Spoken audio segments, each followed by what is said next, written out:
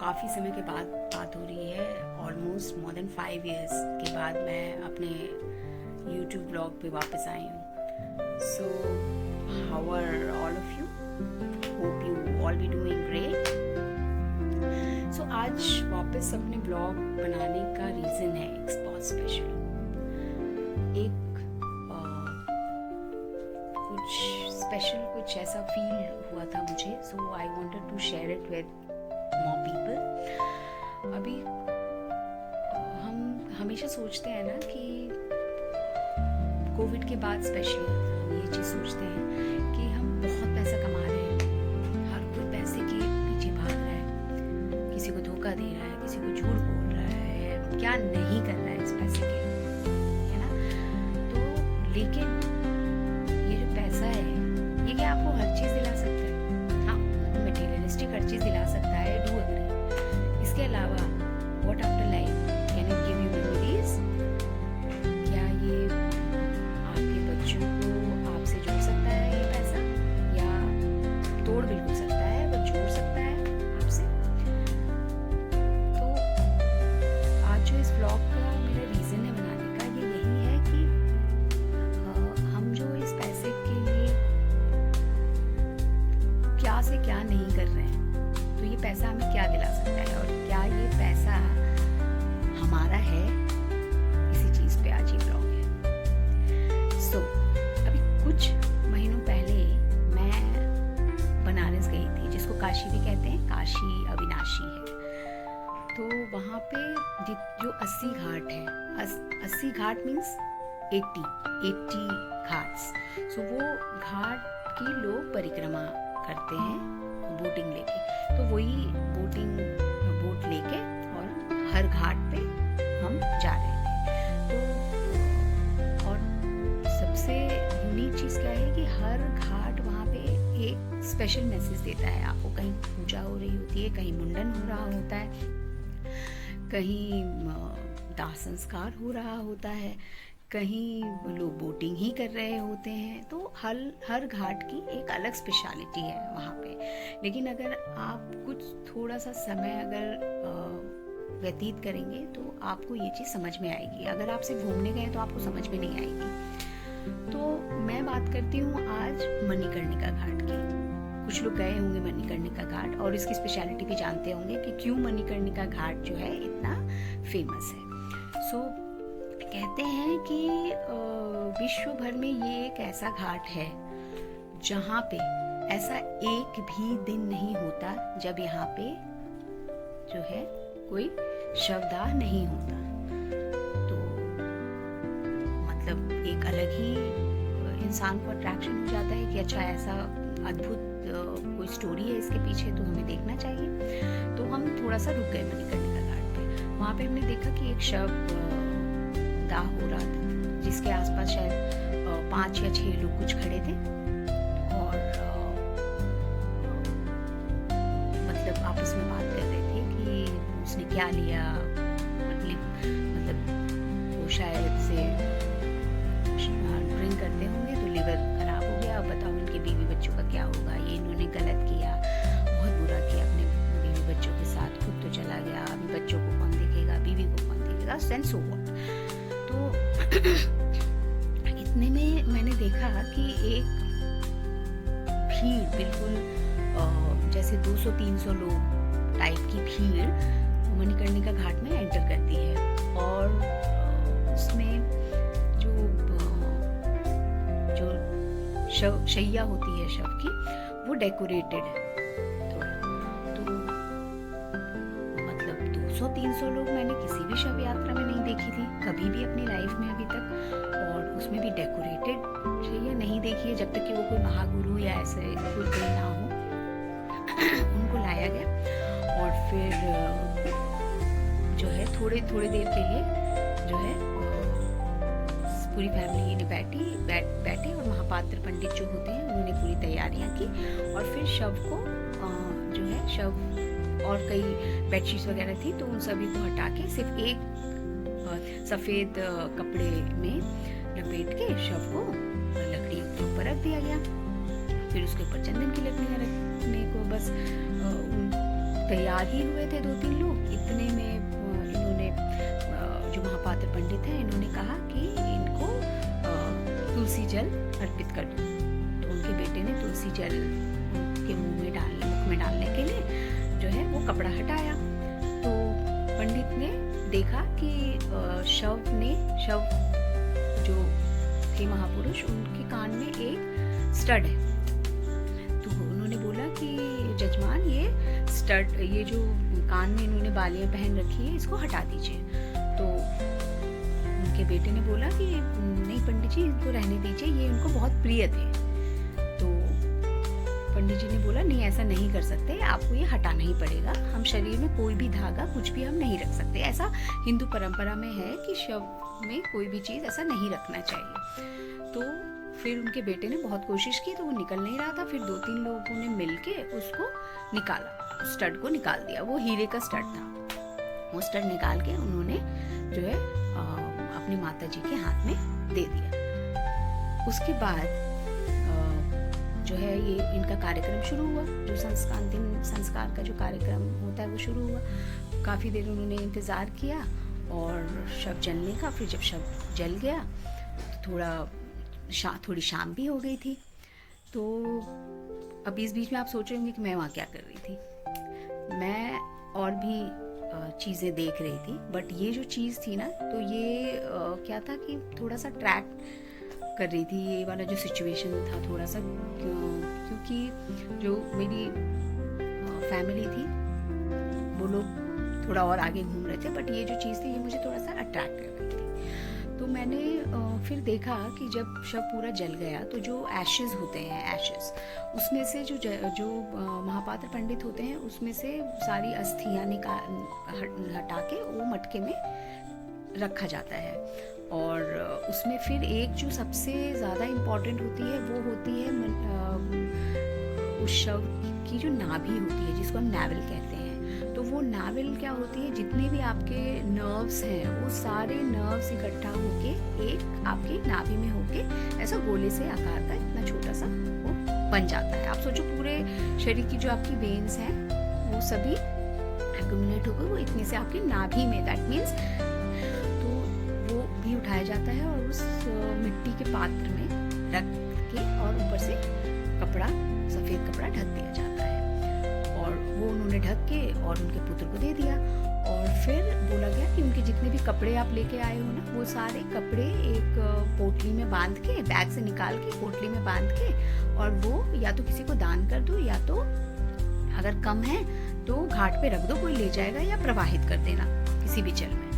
तो उन्होंने फिर वैसा ही किया, उसको पोटली में बना के वहाँ पे घाट के पास उन्होंने रख दिया। और जो अस्थियाँ थी वो बीच में जाके और उन्होंने जाके दान कर दिया, उन्होंने प्रवाहित कर दिया जल में। उसके बाद थोड़ी देर जो है उनकी जो पत्नी थी और बेटा और रिश्तेदार तो धीरे धीरे जाने लगे कि अच्छा आदमी था, ये सारी चीज़ें बोल के, और फिर जाने लगे। जो उनका बेटा था, उनकी बीवी जो है वो फूट के वहाँ पे रो रहे थे। तो फिर थोड़ी देर रोए, आधे घंटे के आसपास रोए, फिर जो है चले गए। तो मैंने ऐसे ही, उनके एक रिश्तेदार खड़े थे वहाँ पे, और मैंने उनसे पूछा कि जो है ये इतने सारे लोग इनकी शव यात्रा में आए थे, 200-300 लोग आए थे, ये कोई मतलब पॉलिटिशियन थे, कोई महागुरु थे, और इनके ऐसे सज धज के पूरी शैया आई थी, तो ये मतलब मुझे समझ में नहीं आया। तो मैंने उनको पूछा, तो उन्होंने बोला कि ये कोई नॉर्मल इंसान नहीं थे, वो NRI थे, वो दुबई में रहते थे, और दुबई की इकोनॉमी में अगर 10 लोग का सपोर्ट है तो उनमें से ये एक थे। कैन यू इमेजिन, दुबई में 10 लोग जो इकोनॉमी को कंट्रीब्यूट करते हैं उनमें से ये एक इंसान थे। तो मतलब आप सोचिए कि इनके पास धन संपत्ति ऐश्वर्य कितना होगा, कितना। फिर भी इन्होंने ये लिया होगा कि मुझे मेरे ही देश में, मेरे ही जगह पे आके और मेरा दाह संस्कार करना है। तो फिर मैंने उनसे पूछा कि जो है इनके कितने बच्चे हैं, तो उन्होंने बोला इनका एक लड़का है और एक लड़की है, तो इसलिए फिर कई दिनों से इनको कैंसर था, तो कष्ट में थे बेचारे। तो जब तक इलाज हो पाया इन्होंने कर लिया। अभी फिर एज भी हो गई थी, 65 वर्ष के हो गए थे, तो फिर इनकी डेथ हो गई। तो फिर कष्ट में था तो बंदा, तो ऑब्वियसली हर कोई फैमिली वाले चाहते हैं कि मतलब इतने कष्ट में ना रहे और जो है मुक्ति मिल जाए इनको। तो इसलिए जो है इनकी शैया को सजा के लाया गया था, और इनके साथ इतने सारे लोग थे, क्योंकि इतने सारे लोग में कई लोग ऐसे थे जिनकी इन्होंने मदद भी की थी। तो ये तो बहुत अच्छी बात सुनने को मिली मुझे। तो फिर वो भी जो उनके रिश्तेदार थे वो भी चले गए, पूरा सन्नाटा हो गया। वहाँ क्या बचा था, सिर्फ वो एशेस और उनसे हल्की हल्की जो जो धुआं निकल रहा था, बस उतना ही बचा था। तो मुझे ऐसी 3 चीज़ें मुझे समझ में आई। एक, सबसे पहला, आपके पास चाहे कितने भी पैसे हों, कितने भी अपार पैसे हों, लेकिन आपकी पावर ऊपर वाले से ज़्यादा नहीं है। वो इतने दिन तक कष्ट में थे, लोग कह रहे थे कि 2 साल से कष्ट में थे, लेकिन जब भगवान ने डिसाइड किया कि अभी इनको निकलना है 65 वर्ष में, तो अभी निकलना है। और होने का तो इनकी डेथ दुबई में भी हो सकती थी, लेकिन इनकी डेथ कहाँ हुई, इंडिया में आके। तो ये सारा जो प्लानिंग एंड प्लॉटिंग है, ये भगवान ने लिख रखा था, जिसको ना आपका पैसा बदल सकता है, ना आपका पावर, ना आपकी पब्लिसिटी, कुछ भी नहीं बदल सकता। सुपर पावर, ये पहली चीज़ है। दूसरी चीज़, 200-250 लोग आए थे, उनमें कुछ ऐसे थे जिनकी इन्होंने मदद की थी, कुछ ऐसे थे जो केवल रिश्तेदार थे। लेकिन क्या 13 दिन के बाद इनके पीछे लोग रोते रहेंगे? 1 साल तक रोते रहेंगे? नहीं रोएंगे। 13 दिन के बाद आप मोबाइल से हट जाओगे, आप घर में आपकी सिर्फ एक फ़ोटो होगी और आप सभी की लाइफ से हट चुके होगे, डिलीटेड, मतलब शिफ्ट डेल डिलीट, आप डिलीट हो चुके होगे, आपकी कोई फाइल, कोई टेम्परेरी फाइल सेव्ड नहीं होगी। तो आपकी जो ये मेमोरीज़ हैं, ये तभी तक है। हाँ, हो सकता है आपके बच्चे, वाइफ या हस्बैंड जो होते हैं, उनको 1 साल तक दुख हो, बट उसके बाद सब नॉर्मल हो जाता है। This is the reality, harsh reality. मतलब ये कुछ मैं वैसा नहीं बोल रही हूँ, ऐसा ही होता है, दिस इज़ द रियलिटी। तीसरी और जो सबसे इम्पॉर्टेंट बात है, जिसके लिए आज मैंने ये व्लॉग बनाया है, वो है कि जो हमारे हिंदू समाज में ऐसा कहा जाता है कि जब किसी की डेथ होती है तो उससे जुड़ी जितनी भी चीज़ें हैं जिससे उसका मोह होता है, जैसे कपड़े हो गए, आपके उसकी मेमोरीज़ हो गई, फ़ोटोज़ हो गई, ये जितनी भी चीज़ें हैं, खासकर कपड़ों को और फ़ोटोज़ को, उसको डिस्कार्ड कर दिया जाता है, जल में प्रवाहित कर दिया जाता है या दान कर दिया जाता है, ऐसा कहते हैं। तो ऐसा क्यों कहते हैं? ऐसा इसलिए कहते हैं कि उस इंसान की का जो मोह है, प्यार है, इन सब चीज़ों से जुड़ा हुआ है और वो इसको इस चक्र से निकलने नहीं देता है। और हो सकता है कि वो वापस आ जाए, वापस आ जाए इन द सेंस कि वो जुड़ा रहे आपसे। और इससे कई लोग डरते भी हैं, मतलब फ़नी थिंग, कई लोग डरते भी हैं कि अगर उनके कपड़े रख लेंगे तो हो सकता है वो कभी हमें सपने में आ गए, काइंड ऑफ ऐसा भी होता है। तो इस चक्कर में उनके कपड़े वपड़े सारे फेंक दिए जाते हैं, दान कर दिए जाते हैं या जल में प्रवाहित कर दिए जाते हैं। लेकिन क्या वो जो स्टड उनके कान से निकाला था उनके बेटे ने, जो जिस पे नज़र जजमान की गई थी कि ये नहीं जा सकता, हमारे हिंदूज में नहीं होता है कि आप कुछ भी नहीं, शरीर से सारी चीज़ें हटानी होती हैं, तो क्या वो स्टड जल में प्रवाहित नहीं हो सकता था? बिल्कुल हो सकता था। जैसे उनके कपड़े कर दिए गए थे, उनकी जो धन संपत्ति थी, एक पैसे का बैग लाते और जल में प्रवाहित कर देते, प्रॉपर्टी के पेपर्स प्रवाहित कर देते। क्यों नहीं किया? कपड़े छूत हो जाते हैं, फोटोज़ छूत हो जाती हैं, ये छूत नहीं होते? नहीं होते। ऐसा हमारा धर्म कहता है, ऐसा हमारे पुरोहित कहते हैं कि ये छूत नहीं होते। सोना, चांदी, हीरा, मोती, जिसके लिए हमने पूरी ज़िंदगी भाग दौड़ की, लोगों से झूठ बोला, धोखा दिया, क्या नहीं किया इस पैसे के लिए, इस संपत्ति के लिए, इस प्रॉपर्टी के लिए, ज़मीन के लिए, घर के लिए, लेकिन इनमें से कोई भी चीज़ हमारे साथ गई नहीं। ये एक हार्श रियलिटी है। तो इसलिए अगर आपने कहीं देखा हो कि सोना या चांदी भी प्रवाहित कर दिया गया हो सारे किसी इंसान के, तो आप मुझे ज़रूर कमेंट्स में बताइएगा, लेकिन जनरली ऐसा होता नहीं है। आप लोग ये सोचते हैं कि आपका जो मोह है वो सिर्फ आपके कपड़ों के साथ है, बस। अरे मोह तो उस आत्मा का उस शरीर से भी नहीं है। जो शरीर आप दाह कर रहे हो उससे तो आत्मा कब का निकल गई। आत्मा तो उस शरीर की भी नहीं है, तो आपके पैसे कैसे आपके हो जाएंगे?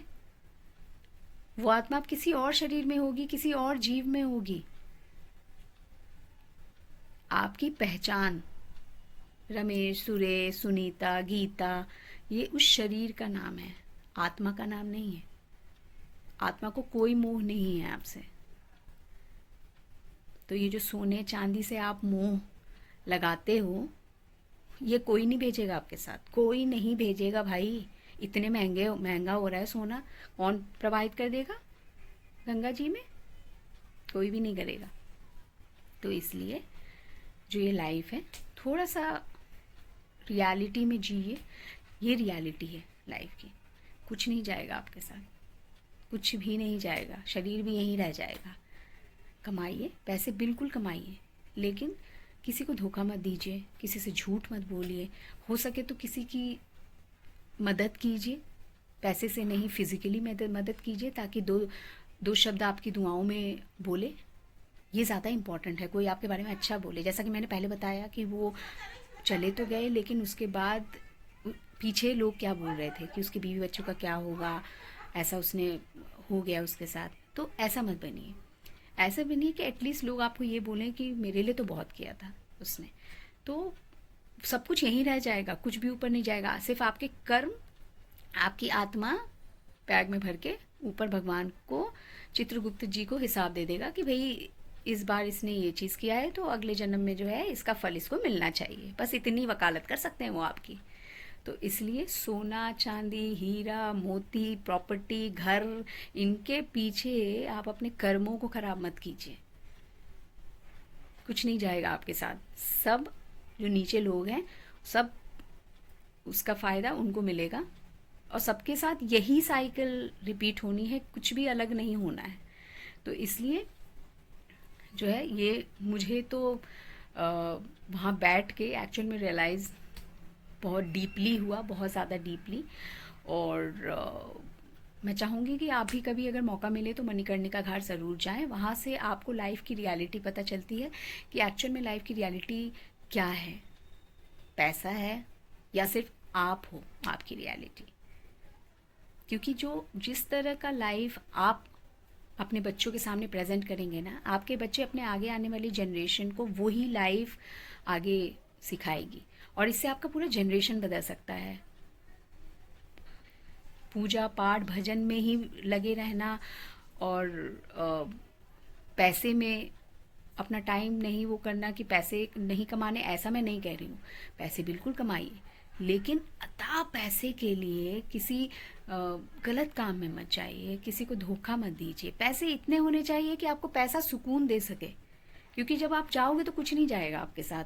तो इसीलिए पैसे इतने होने चाहिए जो आपको और आपकी फैमिली को सुकून दे सके, आगे की सिक्योरिटी सोच सके, बस इतने ही। इससे ज़्यादा कितना भी आप कर लो फिर कुछ भी नहीं जाना है।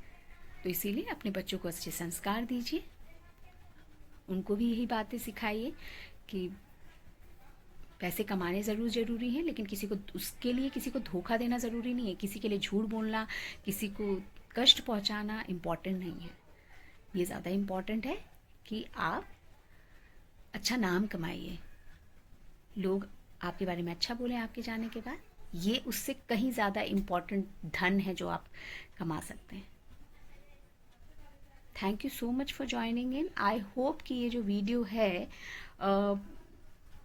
कई लोगों को, कुछ तो एटलीस्ट 5% लोगों को सोचने पे थोड़ा मजबूर कर दे, और अगर थोड़ा बहुत इंट्यूशन आप में बच जाए तो वो आप मणिकर्णिका घाट विजिट अगर करें, वहाँ पे थोड़ा सा समय अगर व्यतीत करें आप, हाफ एन आवर या 1 आवर और समथिंग, तो आपको बहुत कुछ सीखने को मिलेगा, बहुत कुछ, और वो आपकी लाइफ चेंजिंग एक्सपीरियंस हो सकता है। I promise this.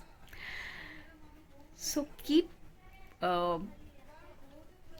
viewing my videos, subscribe to the channel if you like it। इसके बाद मैं और भी बहुत अच्छे अच्छे टॉपिक्स लेके आऊँगी आपके लिए। Meanwhile, thank you so much, bye bye।